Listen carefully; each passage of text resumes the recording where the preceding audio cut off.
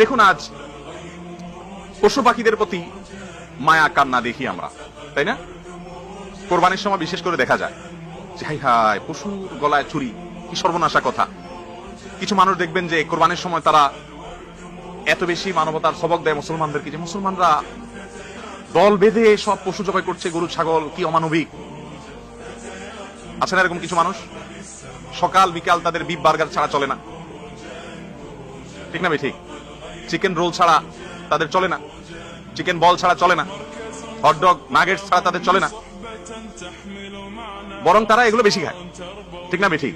KFC ছাড়া চলে না, ম্যাকডোনাল্ডস ছাড়া চলে না, হাংরি বন্নি ছাড়া চলে না। কিন্তু মুসলমানদেরকে সবক দেয় যে পশু হত্যা করে ফেলছে।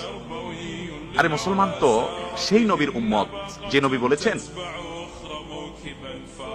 তোমরা যখন পশুকে জবে করবে তখন জবে করার আগে ছুরি বা অস্ত্রটা খুব ভালো করে ধার দিয়ে নিবে, যাতে করে খুব দ্রুততার সাথে জবে হয়ে যায়, পশুর কষ্ট তুলনামূলক কম হয়। এমনকি যদি রণাঙ্গনে যুদ্ধক্ষেত্রে শত্রুকে হত্যা করতে হয়, তাকেও হত্যা করার সময় তুলনামূলক যত কম কষ্ট দিয়ে সম্ভব হত্যা করো। বর্বরতার কোন সুযোগ ইসলাম রাখেনি, এমনকি কোন কাফেরের বেলায়ও না, যুদ্ধক্ষেত্রে কোন শত্রুর বেলায়ও কারোর প্রতি না। এ তো সেই ইসলাম। সেই ইসলামের অনুসারীদেরকে সবক দিতে আসে বিফখোর, চিকেনখোর, মানবতাবাদী, ঠিক না ভাই? ঠিক।